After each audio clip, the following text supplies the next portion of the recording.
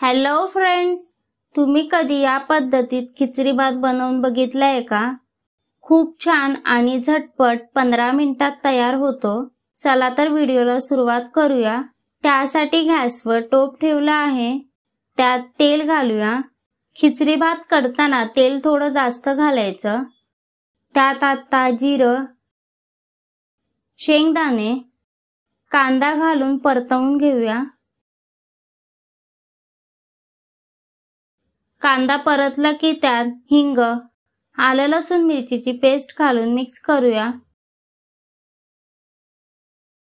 त्यात मूग डाळ, मसूर डाळ घालून मिक्स करूया।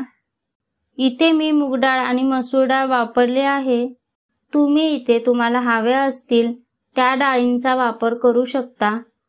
तांदूळ घालून परतवून घेऊया।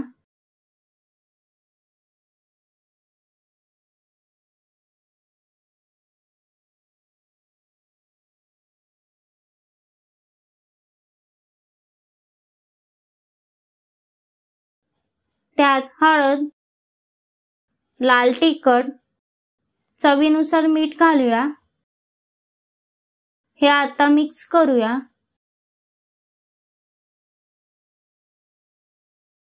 त्यावर झाकण ठेवून 1 मिनिट शिजवून घेऊया।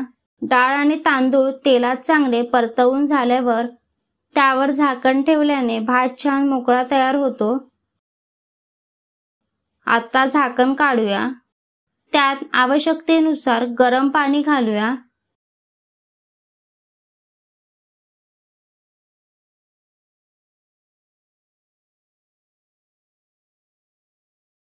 भात आता 5 मिनिट शिजवून घेऊया।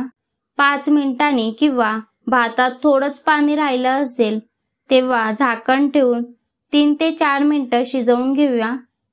3 ते 4 मिनिटांनी आपण भात उघडून बघूया। तर आता खिचडी भात तयार झाला आहे। तर आहे ना खूप साधी सोपी रेसिपी। तर हा व्हिडिओ कसा वाटला हे मला कमेंट करून सांगा।